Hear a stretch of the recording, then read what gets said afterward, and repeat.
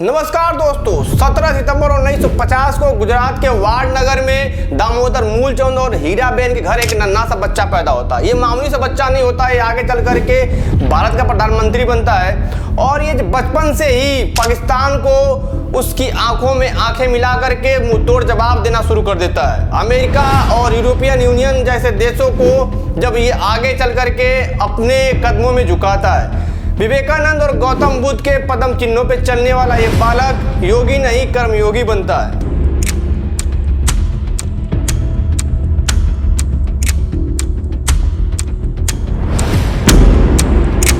आखिर जो कांग्रेस इसे मामूली सा वर्कर समझ रही थी, आज उसी कांग्रेस को ये मामूली सा वर्कर बना के छोड़ा है।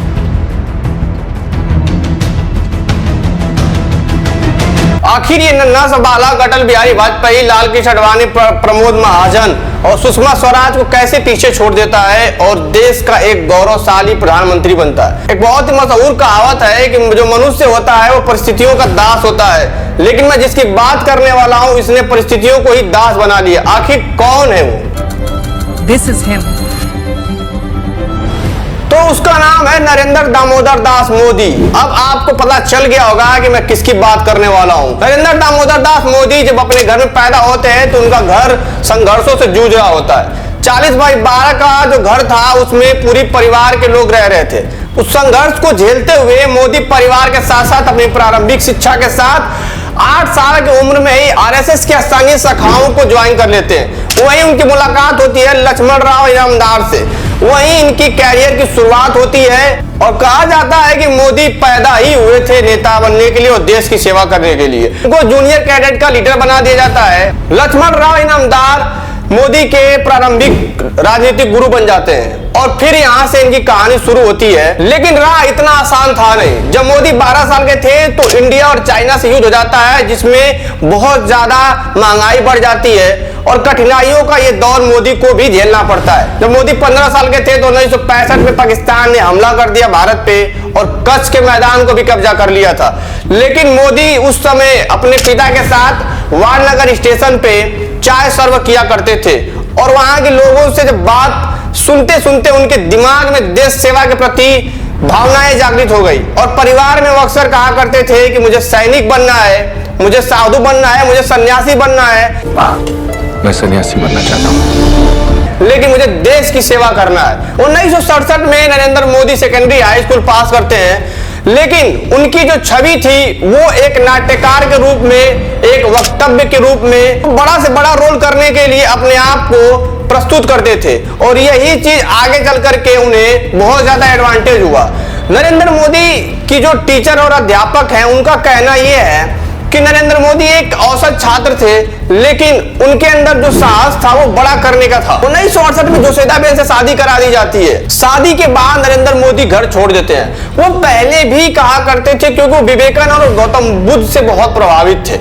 वो सन्यास और सैनिक या साधु बनने की वो पहले भी जिक्र अपने घर के अंदर कर चुके थे और 1968 से लेकर के 1970 के बीच का जो पल था वो नरेंद्र मोदी के लिए बहुत इंपॉर्टेंट था। वो अलग अलग भारत के क्षेत्रों में दौरा करते हैं। 1968 से लेकर 1970 के बीच में वो कोलकाता, असम, दिल्ली, उत्तराखंड ये सारे जगहों का दौरा करते हैं और वो बेलूर मठ कोलकाता में जाते हैं, जहां पे उनका उम्र का तगाजा देते हुए उन्हें बाहर कर दिया जाता है। वो अल्मोड़ा के अद्वैत फाउंडेशन में भी जाते हैं और उन्हें वहां भी उनका तगाजा देते हुए बाहर कर दिया जाता है। लेकिन वो हिमालय का दौर करते हैं और वहां उनको समझ आ जाता है कि मुझे योगी नहीं, मुझे कर्मयोगी बनना है। और अब शुरू होने वाला था मोदी के जीवन का एक नया अध्याय और वो दौर था 1971। मोदी पुनः आते हैं, आरएसएस का पूर्णकालिक सदस्य बनते हैं और अटल बिहारी वाजपेयी के साथ बांग्लादेश मुक्ति युद्ध लड़ने के लिए वो दिल्ली जाते हैं और पूरे जो वहां का जनसंघ होता है उसमें शामिल होते हैं। उसी दौरान उनको जेल भी जाना पड़ता है क्योंकि इंदिरा गांधी की सरकार थी और वो पूर्ण रूप से इसको समर्थन नहीं कर रही थी, जिसके वजह से उन्हें तिहाड़ के जेल में कुछ समय के लिए रखा जाता है। और ये एक बड़ा फैक्टर था कि जब आरएसएस ज्वाइन करते हैं तो उनके लिए पूर्णकालिक सदस्य बनना और अपने मैरिज स्टेटस को छुपाना पड़ता है, जिसे आगे चल करके विपक्ष ने बहुत ज्यादा टारगेट भी किया था। अब दौर था 1974 का, जब गुजरात के अंदर भ्रष्टाचार, बेरोजगारी का और बहुत ज्यादा फूड इन्फ्लेमेशन चरम सीमा पे थी। कांग्रेस की वहां पे सरकार थी, चिमन भाई पटेल वहां के चीफ मिनिस्टर थे।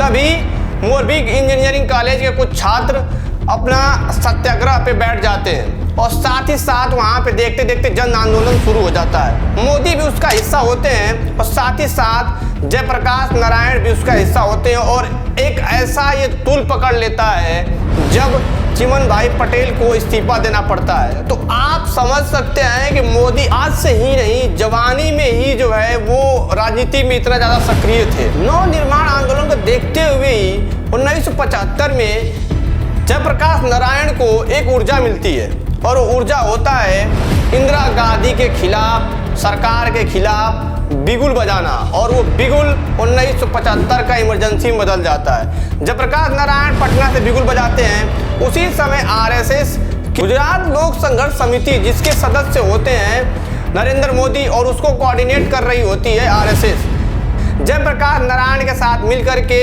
इमरजेंसी में भाग लेना।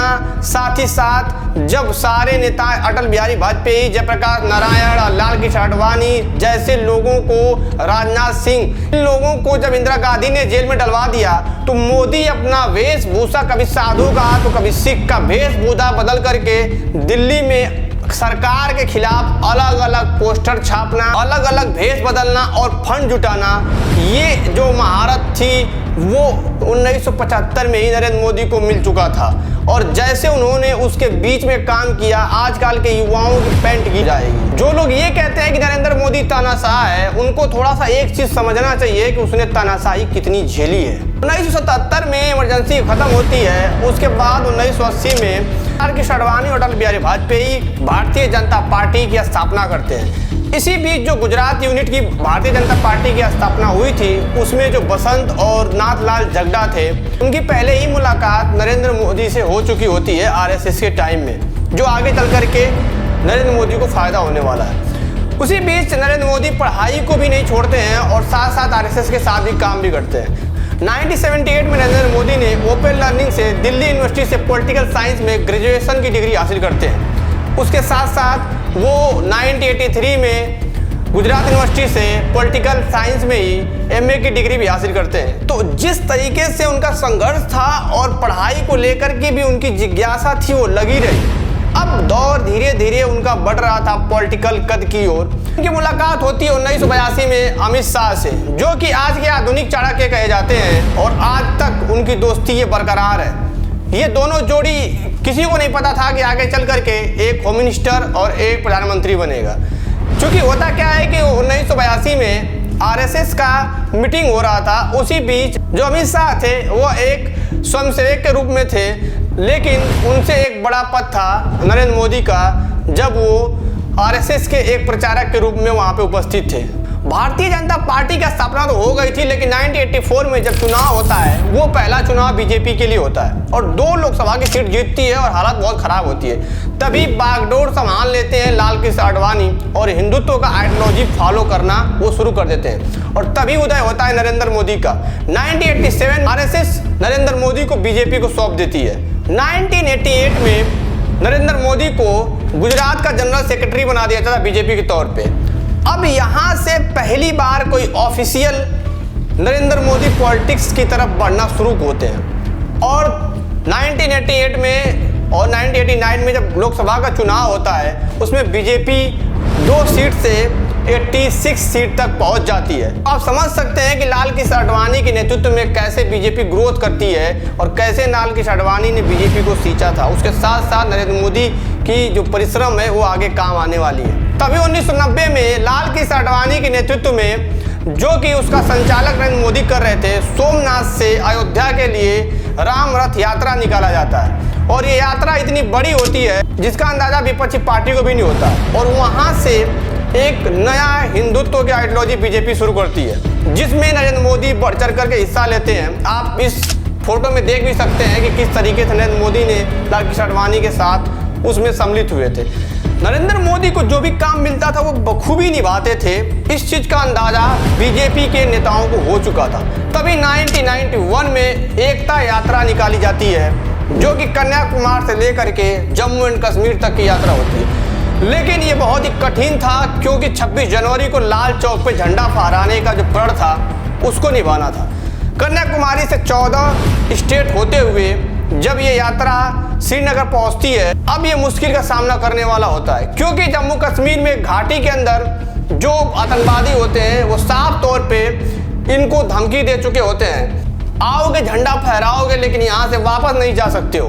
तभी नरेंद्र मोदी ने कहा था कि तुम AK-47 गोला और बारूद जितना रखना है रख लो, हम आएंगे, झंडा भी फहराएंगे और वापस भी जाएंगे। जिसने अपनी माँ का दूध पिया है वो श्रीनगर के लाल चौक में आए, आकर के भारत का तिरंगा झंडा फहराए, और अगर वो जिंदा वापस आएगा तो आतंकवादी उसे नाम देंगे। जो सेंट्रल गवर्नमेंट थी उसे बिल्कुल भी पसंद नहीं था, क्योंकि उस समय की हालात बहुत पैनिक था। लेकिन ये यात्रा वहां पहुंच जाती है, एकता यात्रा, और जा करके गोले बारूद के बीच में मुरली मनोहर जोशी जो कि उस समय नेतृत्व कर रहे थे, और नरेंद्र मोदी और बीजेपी के कुछ आला नेता थे, और गोली बारूद के बीच में वहां झंडा फहराना ये देशभक्ति का जुनून ही बोला जा सकता है। इसे कोई वोट बैंक की राजनीति नहीं बोली जा सकती है।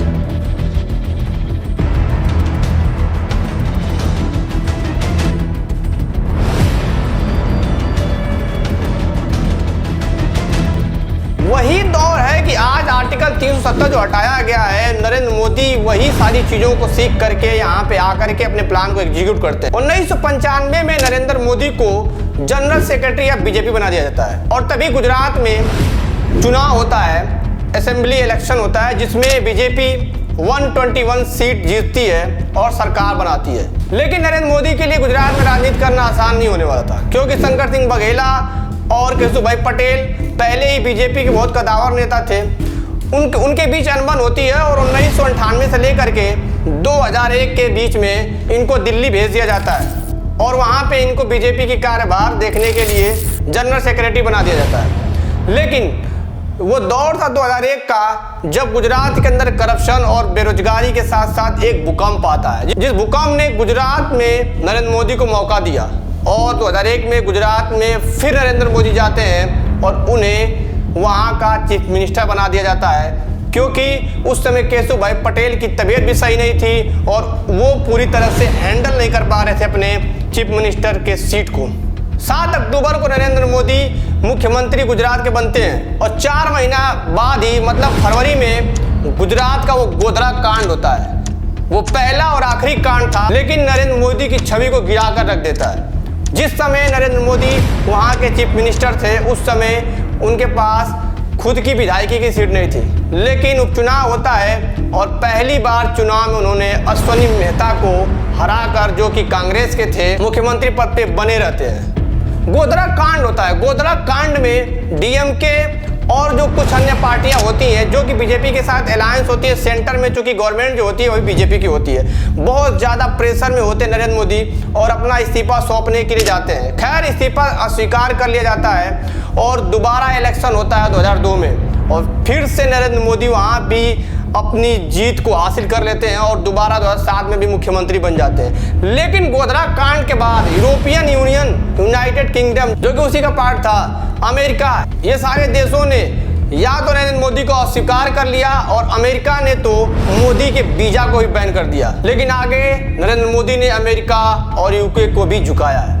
तभी 2007 में जब मुख्यमंत्री पद पर दोबारा वापस आते हैं नरेंद्र मोदी, तो 2008 का वो दौर था जब रतन टाटा से मुलाकात होती है और टाटा मोटर्स की नींव रखते हैं, और धीरे धीरे जो वहाँ पे उद्योग था उसको बढ़ाना शुरू करते हैं, और नरेंद्र मोदी की कार्य करने की एफिशिएंसी और तरीका बिल्कुल ही बदलता चला जाता है। हिंदुत्व की आइडियोलॉजी लिए हुए विकास की भी नींव रखते हैं, और गुजरात को 2002 से लेकर के 2011 के बीच में 10.8% का ग्रोथ रेट होता है, जो कि किसी भी स्टेट से बहुत ज़्यादा होता है। 2012 में फिर से असेंबली इलेक्शन होते हैं और फिर से तीसरी बार की तैयारी कर रहे होते हैं नरेंद्र मोदी, और चुनाव जीत भी जाते हैं। लेकिन इधर 2014 का लोकसभा का इलेक्शन था, और इस इलेक्शन के लिए बीजेपी के पास ऐसा कोई उम्मीदवार नहीं था जो इसे बहुमत दिलाने में कामयाब हो। लाल कृष्ण आडवाणी, अरुण जेटली, राजनाथ सिंह, अटल बिहारी वाजपेयी, प्रमोद महाजन, जो कि पहले उनकी डेथ हो चुकी होती है, तो अब ऐसे इनके पास चांस बन जाता है नरेंद्र मोदी का प्रधानमंत्री पद के लिए चुना जाना। लेकिन इसमें कुछ ऐसी पॉसिबिलिटी थी जो कि मुश्किल नजर आ रहा था। लाल कृष्ण आडवाणी चूंकि अपने जीवन में 1987 से लेकर के 2012 तक जितनी मेहनत की, लेकिन पार्टी को बहुमत नहीं दिला पाए। जिस तरीके से गुजरात में काम किया नरेंद्र मोदी ने, यूपी और खास तौर पे जो बिहार के लोग थे उन्होंने बिना आईटी सेल के ही मोदी का प्रचार कर दिया, क्योंकि यहाँ से वर्कर जाते थे और वहां से वर्कर जब आते थे तो मोदी की जम के तारीफें की जाती थी, जिससे एक ग्लोब बनने वाले थे।